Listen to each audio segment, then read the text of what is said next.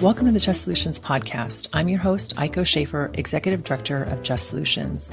In today's episode, we will explore utility justice and Energy Allies' work to demand justice for companies profiting off energy at the expense of climate impact communities.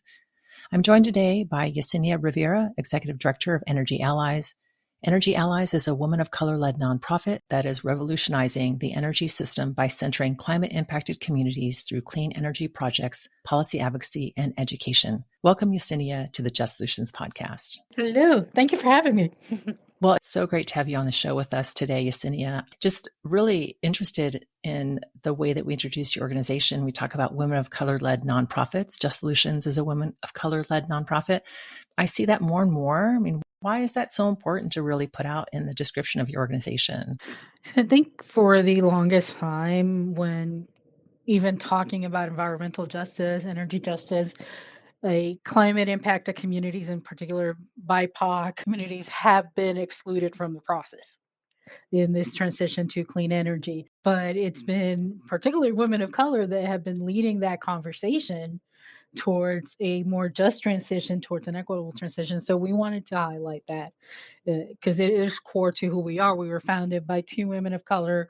The majority of our board is women of color. I myself am a woman of color. So we wanted to highlight that connection to the movement. And this is something that we've been doing for a while because it's what women of color end up doing, is like lifting that conversation and carrying the baton. Yeah, I couldn't agree with you more. Do you find in your organization that you function differently, that you do different things because of the leadership that's there? I think so. Like I've worked in a number of different organizations, for-profit, government, nonprofit, all sorts of different bosses. But I think the fact that I grew up with energy insecurity, that I grew up with energy burden, and truly understand what that means and how climate is linked to that, makes our decisions a little bit different because we're taking decisions from my point of view and from what I share with the staff, and some of them have gone through that as well. So it's always colored by that aspect, by that lived history that we have. And that makes so much sense that the people who live and experience this climate crisis really are the experts. I think that the challenge is that for so long there's been this conversation around climate denial and climate scientists, really making this like the people who really know whether or not we have a climate crisis are people who are scientists. And as a result, really, have changed the conversation to complicate climate when from a lived experience, it's pretty straightforward. I mean, do you find that convincing people that you're an expert on climate continues to be a bit of a challenge? Yeah, I'm approaching this from a completely different angle. You said it's about the lived experience. Like I grew up in Puerto Rico, and actually, yeah, hurricane season is only a week old.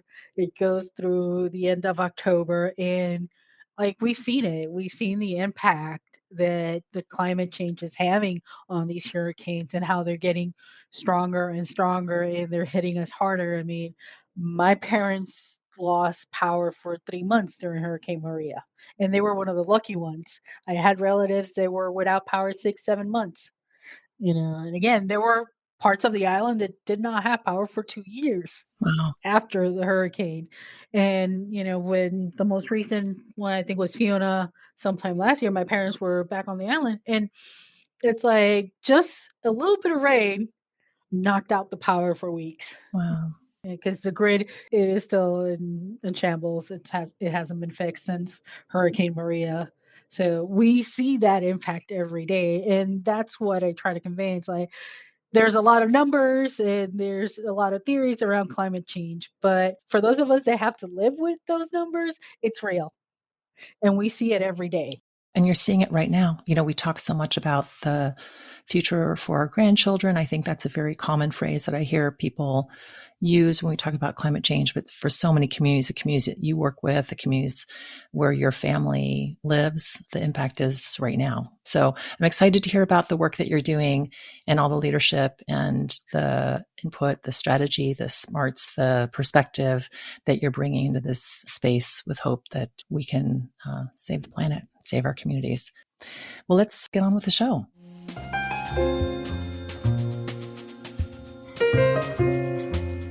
Today, we're talking about utility justice and potential policy solutions to create a cleaner energy system. So I'm excited to get into the conversation with you, Yesenia, and learn more about the work that you are doing at Energy Allies. So help the listeners understand, what is the problem that the utility justice movement is trying to solve? It's about accountability. Bottom line is, for centuries, the utilities have been the ones in control, dictating what fuels our power, dictating where the transmission lines go, where the peaker plants go, dictating everything about our energy system. And it's communities of color, it's frontline communities that have been bearing the burden of those decisions. So energy justice, utility justice is about accountability. It's about holding the utilities accountable for the extractive energy system that they've created and that they've enriched themselves off. And can you help us understand a little bit more about what is life like when you live near utility infrastructure? Yes. It varies, depends on what kind of infrastructure, but if you happen to live, let's say, near a peaker plant, and those are the plants that whenever there's extreme demand on the grid, and they don't have enough power as it is, they turn on these peaker plants. Those are some of the most polluting forms of energy. And if you happen to live nearby whenever they turn one of those peaker plants, you're going to see respiratory illnesses, you're going to see heart conditions. They're all aggravated because of that pollution. This community down in Puerto Rico on the south side of the island, it's a community right next to a coal plant. And just talking with the neighbors, the amount of neighbors that had passed away because of heart conditions, they started having respiratory illnesses, and the number of cancers that the community was seeing since that plant came over. And they're like, we can't do this any longer. It is literally killing us. Well, it's no surprise then that, these systems are in low-income BIPOC communities. Clearly, they're not being built in Manhattan. They're not being built in wealthy neighborhoods, but rather in poor communities. It's the lack of power. Like community I was speaking to in Puerto Rico, that coal plant was supposed to go on the southwest side of the island in a more affluent neighborhood in a more affluent town. And that town was like, nope, we do not want this here. There's no way you're going to build that plant here. And, it ended up being in a Afro-Latino community, very low income folks, mostly seniors these days, and they're the ones living with those consequences. And so for the work that you're doing, what does utility justice look like? For us, it's about access. It's about the communities finally having a voice in where their energy comes from and who benefits from it. Like, we don't go into a community trying to think that we know better, that we know what's going to work for that community. It's the complete opposite. When we work with a community, we're there to listen to their needs and their concerns and present options based on those concerns and those needs. But really, we follow their lead because they understand what they need. And I think that's key when it comes to utility justice is we have to trust these communities to know what they need, but we got to make sure they have access to this process because for the most part, it is really hard for everyday people to access rate making cases or cases in front of a public service or public utility commission. It is almost impossible for anybody that has a job 9 to 5 that is not in utilities to be part of those hearings and those decisions. Yeah, and it's just so unfortunate, because it's such an important issue for people to be involved in an important way for them to weigh in on services that they're receiving and the impact on their communities. So when you've been part of a process in which community has weighed in on utility issues, what are some of the things that people want? What are some solutions that they're talking about? Energy burdens. That is one of the biggest concerns is addressing the energy burdens. We know that in particular for very low income families and low income families, their energy burden can be as high as 30%, which is about 10 times the national average. Some of them are lucky. They're only paying 8% of their monthly income towards their energy. And I say that sarcastically. Uh, it really is about reducing that energy burden, because that frees up a lot for these families. The less they have to spend on utilities is more money they can put aside for savings, more money they can put aside to send their kids to college, or, not having to make a decision between buying prescription drugs or paying your utility bills. On that topic of energy burden, are there things that you all have been working on or solutions that you think are important to addressing the economic burden of paying your energy bill? Yeah, so the way we are addressing this is very data driven. When we work with the communities, we use GIS mapping to look at the energy burdens, to look at sites inside the community that have that highest percentage of energy burden, where if we put in a solar system, if we come in and put in solar garden, not only does it cut the energy burdens, but now we're bringing in jobs to that community. We're talking about workforce development, we're bringing in savings and a way for them to generate more revenues. That sounds amazing. And of course, addressing pollution, all the things that you talked about and the impact of the pollution of peaker plants or other alternatives, that these are cleaner alternatives when it comes to being sited next to communities. So, I want to talk a little bit more about your Boston project and the work that you all are doing. It sounds like a, inspiring, very successful work that you all have helped to lead. Can you share with us a little bit about that project? Sure. So this has been our first development project, and we're working, like I said, in Boston with the particular neighborhoods are Roxbury, Mattapan, and Dorchester. So these are areas where, again, the data shows that these are heavily energy burdened families, very low to moderate income families. And what we did is we started with a community needs assessment. We convened the community members. It took us months to go through a process and just survey the community on what their thoughts were on clean energies, what their feelings were about it, what they would like to see, and just started convening a community advisory board. And this is made out of community residents, smaller organizations, and individuals that work in the community.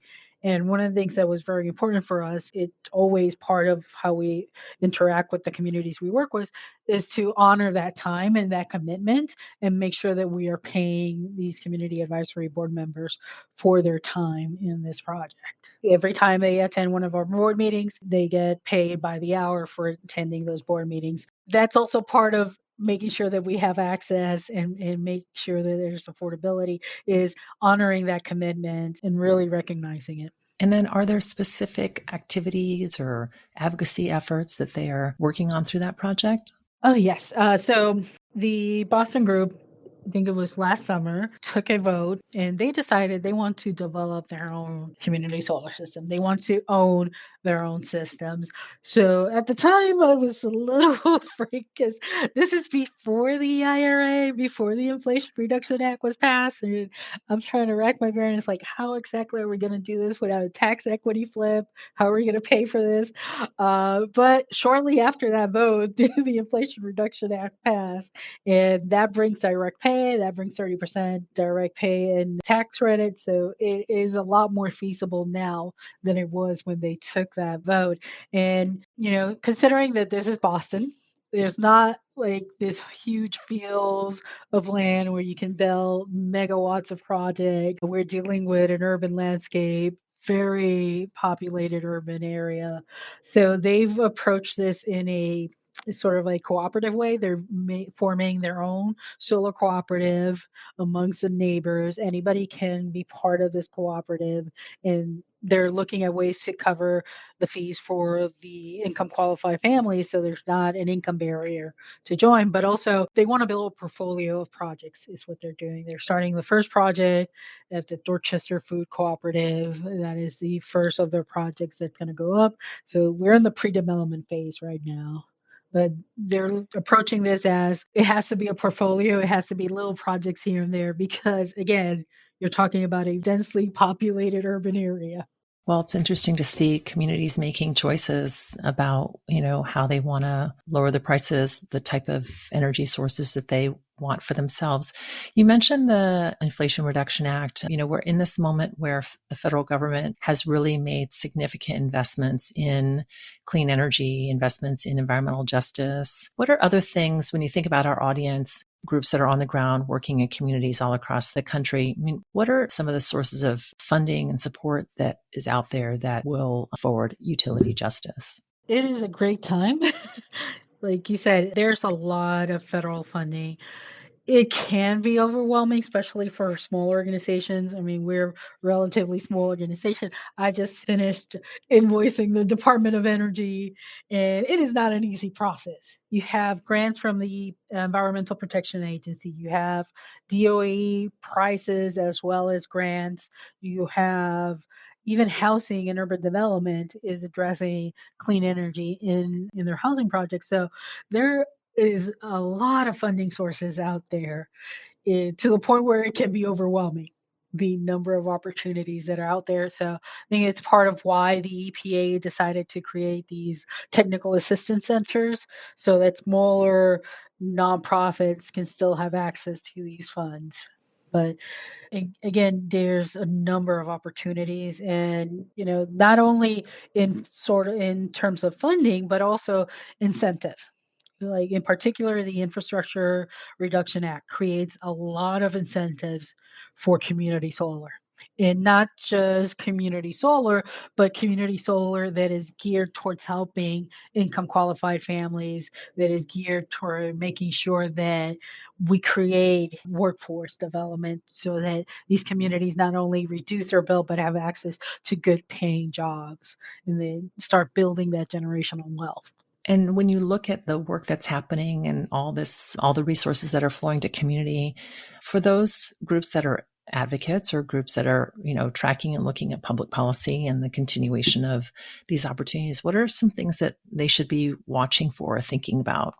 Implementation, because again, how the states or cities decide to implement these programs is going to be key. Because we can have the federal government offering all sorts of grants and incentives, but if the city or the state are throwing up roadblocks, making it impossible for the communities to access those funds, then it's meaningless. And not just that, but also, you know, yes, we allocated all this funding for it, but how exactly are we going to make sure that the communities that we're meant to be served, that we follow the Justice 40 promise, that we are actually serving frontline communities and BIPOC communities that have been excluded before from the process?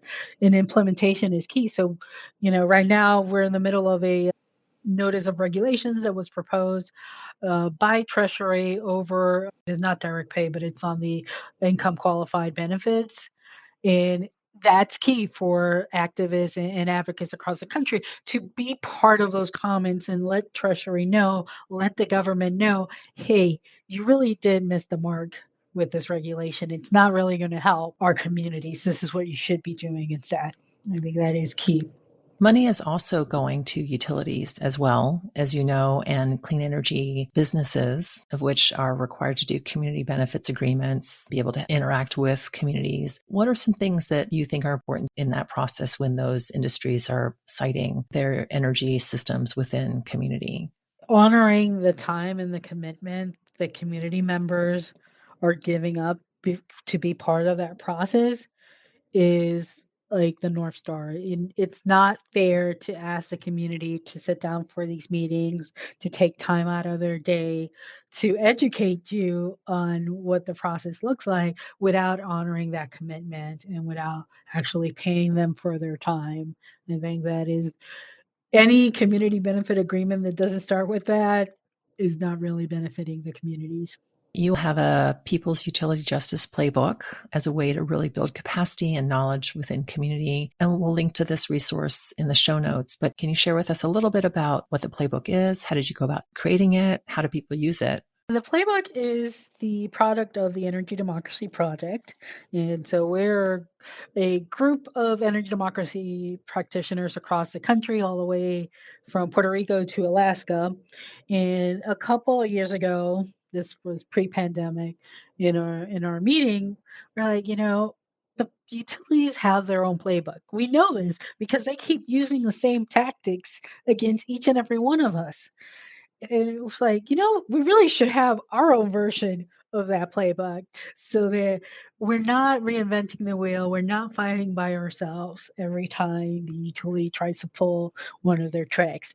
And that really was the impetus behind the playbook, was show these are the kind of things that utilities keep doing every single part of the country. And this is how other advocates have fought back. And it was a 2-year process of interviewing advocates and utility accountability advocates across the country and learning from their stories and making sure that we could put that on paper for other folks to be inspired and to reduce a little bit of that anxiety and that burden of taking on the utilities. I think a lot of people believe that the utilities are, and I think the utilities say that they are proponents of clean energy and that they are investing time and energy into clean alternatives. I mean, do you think that that's true? In a way, yes. I don't think utilities have a problem with clean energy. The problem they have is who gets to benefit and who gets to own that clean energy. Because they're perfectly fine with utility scale solar and building these huge solar farms in the middle of nowhere. The problem with that is that it doesn't really bring benefits to climate impacted communities. A lot of times when you sign up for these utility scale kind of farms, you're paying a premium for clean energy. And if you're already going from paycheck to paycheck and counting every dollar, paying that premium for clean energy isn't going to help you. So I always say they don't have a problem with clean energy when it comes to them, when it comes to them deploying it. But when it comes to communities taking the lead and taking control over these projects, they will find excuses. Mm-hmm. And so what you're saying too is that they are continuing what they've been doing and doing clean energy. And the idea is to more clearly, more specifically reduce the polluting options that are in EJ communities, and that is not happening. That is not, the work that you're seeing as necessary is just not a priority for them in the way that you would like to see. I mean, I think at this point they've accepted the fact that this transition is happening. Can't remember the exact numbers, but in the last few years, the amount of new combinations that have come into the grid has been from renewable energy, has been like 95, 96% from renewable energy. And it's cheaper than fossil fuel at the moment to power the grid with sun, with wind, and hydro. So they're taking advantage of that. But if you try to develop a project that is actually benefiting the community, that's impacting the community, you're going to find a lot of roadblocks, especially when it comes to the interconnection process, because they have tight control over that data and over who gets to join and interconnect with the grid. What I've seen too is that people who transition to clean energy, they have the ability to make that investment in their home, to be able to buy an alternative or electric vehicle, that for the communities that you and I care about, they're left with the dirty fossil fuel and dirty alternatives. And I think given that the industry wants to keep its profit margin, wants to continue to make money, that energy burden piece that you talked about will get worse, right? Because they're going to be left with the dirty energy sources that are more costly, and they will shoulder more of the burden. Yeah, and we're in a really critical stage. You see a lot of states and territories that have passed like 100% or clean energy portfolio standards, but at the same time, you still have utilities coming into the Public Utility Commission asking for a rate increase so they can rate base fossil fuel infrastructure. Like I'll take DC for example. In Maryland, we're in the middle of a rate making case here in Maryland where they're looking at a multi-year plan to rate base fossil fuel upgrades to the infrastructure, but the state is supposed to be moving towards clean energy. It's like those two things don't really they don't vibe together. It's like, why are you passing down that cost to our citizens, to our constituents, if we're supposed to be moving towards clean energy? So we're at that stage where they're like, oh, no, no, no, we still need to invest in fossil fuel infrastructure. And it just happens that the energy burden keeps going up and up because of that investment. No, it's hard to change an old system that has been around for a very long time and has a lot invested in those systems and in that structure while also pressing on for something new. And I think the work that you're doing to really elevate the conversation and support communities to be able to lead is so important for us to get to a new place and to get to a place where communities with lower incomes aren't shouldering the continued reliance on the old fossil fuel system. I think we find ourselves in a key moment.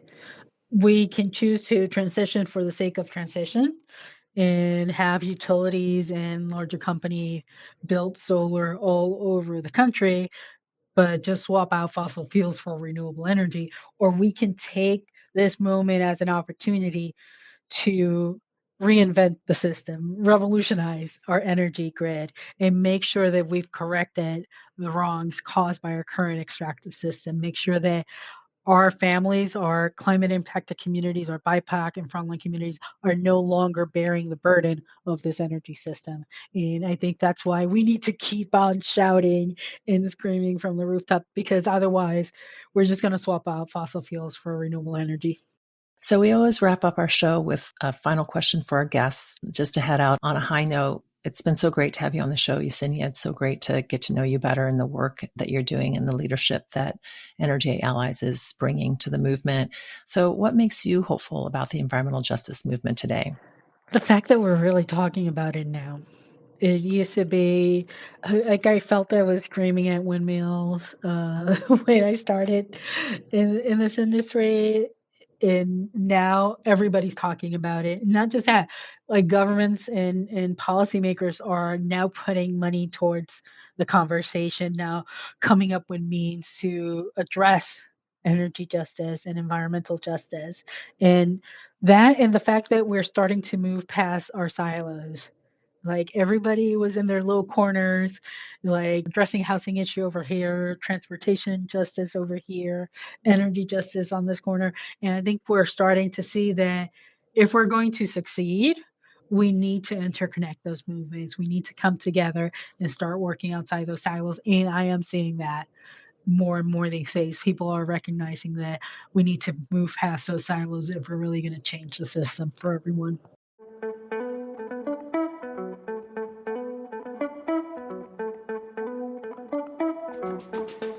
Thank you, Yesenia, for being with us today, and thanks to our listeners for joining us on the Just Solutions podcast.